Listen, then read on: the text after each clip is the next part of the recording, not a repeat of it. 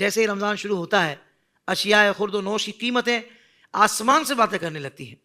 وہ تاجر جو خود تو روزے رکھتے ہیں، ان کے لیے منافع خوری اور ذخیرہ اندوزی کے حوالے سے کیا شرعی وعیدیں ہیں کہ روزے بھی رکھ رہے ہیں ایک طرف، اور ایک طرف ذخیرہ اندوزی بھی کر رہے ہیں اور منافع خوری اتنی زیادہ کہ بندہ حیران رہ جائے کہ یار یہ کیا ہے. مہنگائی ایک انٹرنیشنل پرابلم تو بن چکا ہے، اس میں تو کوئی دوسری رائے نہیں ہے، لیکن اصل وجہ یہ ہے کہ ہم ہیں مسلمان، اور جو مسلمان ہوتا ہے وہ سارے زمانے اور سارے لوگوں کو دیکھ کر ان کے مطابق اپنی چال ڈھال اور کاروبار اور شب و روز کو نہیں بدلتا، بلکہ وہ محبوب کریم صلی اللہ علیہ وآلہ وسلم آپ کے مبارک فرامین کے مطابق اپنے تمام تر معاملات کو بروئے کار لاتا ہے. حضرت معاذ رضی اللہ تعالی عنہ آپ سے یہ روایت مروی ہے، وہ بندہ جو مہنگائی کو بڑا پسند کرتا ہے اور اس کے موقع تلاش کرتا ہے وہ بندہ برا ہے. محبوب کریم صلی اللہ علیہ وآلہ وسلم آپ نے فرمایا اس کی حالت یہ ہوتی ہے جب کوئی چیز مہنگی ہوتی ہے تو اس کو بڑی خوشی ہوتی ہے، اور جب کوئی چیز سستی ہو جائے تو اس کو ناگوار گزرتا ہے.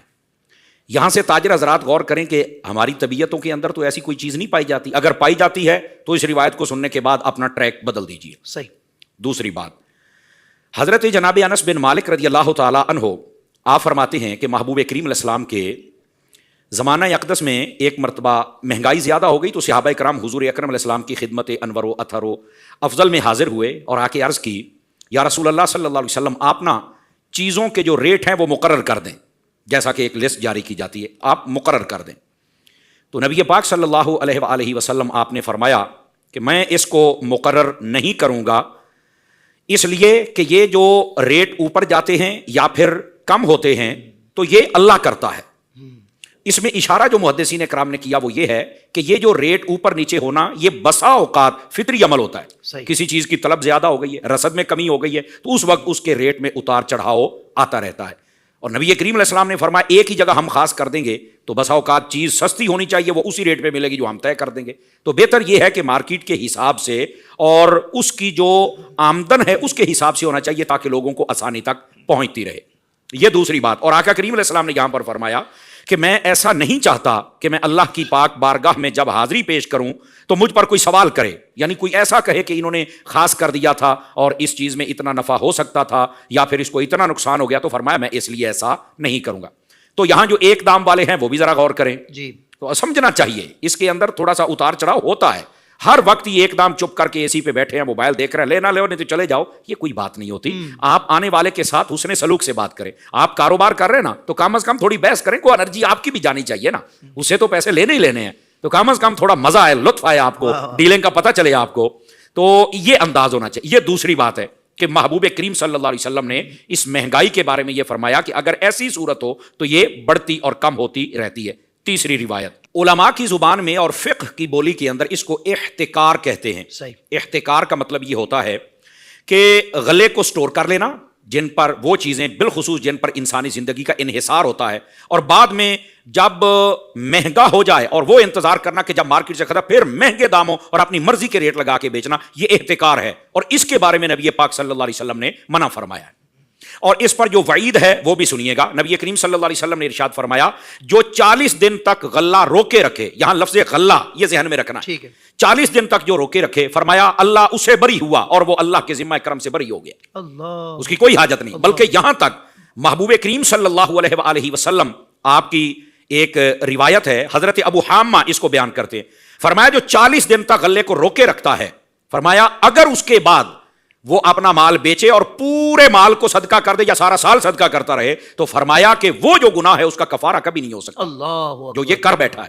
تو اس واسطے لوگوں کو سوچنا چاہیے کہ آپ لوگوں پر کھانے پینے کی اشیاء کی تنگی نہیں کر سکتے. تو اس لیے امت مصطفیٰ صلی اللہ علیہ وسلم پر مہربانی فرمائیے. بلکہ روایات کے اندر یہ موجود ہے کہ آقا کریم علیہ السلام نے فرمایا جو احتکار کرے اللہ تعالیٰ اسے جذام اور افلاس میں مبتلا کرے. اچھا، ابن قدامہ کی ایک کتاب ہے اس کا نام ہے المغنی. اس کے اندر اگر آپ دیکھیں تو حضرت سیدنا فاروق اعظم رضی اللہ تعالیٰ عنہ آپ کے زمانے کی ایک بات لکھی ہے محترم حافظ صاحب. وہ یہ ہے کہ ایک تاجر تھا، اس کے بارے میں حضرت فاروق اعظم کو پتا چلا کہ یہ اس طرح غلہ کو جمع کرتا ہے اور روکے رکھتا ہے، ذخیرہ اندوزی کرتا ہے اور بعد کے اندر مہنگا کر کے بہت زیادہ لوگوں سے پیسے وصول کرتا ہے. تو آپ نے اسے منع فرمایا اور ساتھ میں سنایا کہ یہ ہمارے حبیب پاک کا فرمان ہے کہ وہ بندہ جذام اور افلاس میں مبتلا ہو جاتا ہے. جذام کوڑی پن کو کہتے ہیں اور افلاس مفلسی کو کہتے ہیں کہ جو مرضی ہو جائے اس کی زبان سے کبھی کلمات شکر نہیں ادا سکتے. وہ یہی کہتا ہے حالات نہیں ٹھیک ہیں, ساڈی پنجابی کہتے پوری نہیں پیندی پئی, وہ اس کیفیت میں آ جاتا ہے حالانکہ سب کچھ ہوتا ہے. تو جب حضرت فاروق اعظم نے اس کو روکا تو وہ باز نہ آیا, تو حضرت فاروق اعظم کے روکنے کے بعد جب باز نہیں آیا تو اللہ نے اس کو کوڑھی کے مرض میں مبتلا کر دیا, تو وہ جذام میں مبتلا ہو گیا.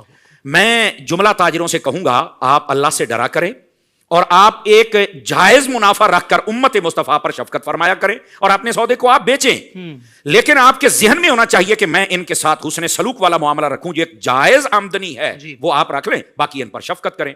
اور اگر آپ کہیں گے کہ نہیں میں نے بس اوقات بڑی چلاکی کے ساتھ بیچ دیا جاتا ہے نا, تو پھر یہ حدیث اپنے ذہن میں رکھیں. اگر آپ ایسا کرتے ہیں, ایک تو ہے کہ چیز کو مہنگا بیچنا, اس میں بھی شفقت اور نرمی ہونی چاہیے, اور ایک ہے کہ ذخیرہ اندوزی کر کے مہنگا کر کے بیچنا. تو جو ایسا کرتے ہیں نا وہ کہتے ہیں ہمارے بڑے بڑے اسٹور ہیں, بڑے بڑے ہمارے جناب ویئر ہاؤس بنے ہوئے ہیں, کوئی مسئلہ نہیں ہے, لیکن آپ دیکھیں آپ کے گھر میں بیمار کتنے ہیں, آپ کا پیسہ کہاں کہاں جا رہا ہے, آپ دیکھیں ہر روز آپ کو کتنی مشکلات آتی ہیں.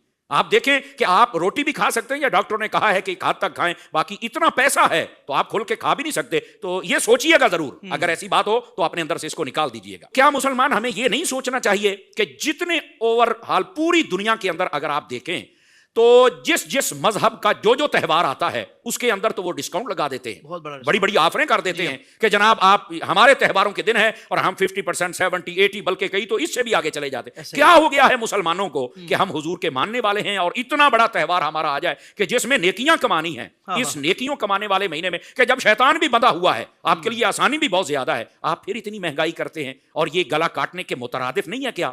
ہم صرف آپ کی توجہ دلانا چاہتے ہیں, آپ ذرا مہربانی فرمائیں اور اس بات کو سمجھیں کہ کیا دنیا ہم سے سبق سیکھے گی کہ وہ اپنے تہواروں پر اتنا ڈسکاؤنٹ دیتے ہیں, اتنا قوم کو قریب کرتے ہیں, ہم اپنی قوم کے لیے کیا دے رہے ہیں. تو ہمیں یہ بات بہرحال سوچنا ضرور چاہیے. زندگی کے تمام شعبوں میں دینی رہنمائی حاصل کرنے اور آخرت کو بہتر کرنے کے لیے ہمارے YouTube channel Islamic digital studio کو سبسکرائب کر لیں اور بیل آئیکن بھی پریس کر لیں. قرآن سے بھی ملاتا ہے ہمارا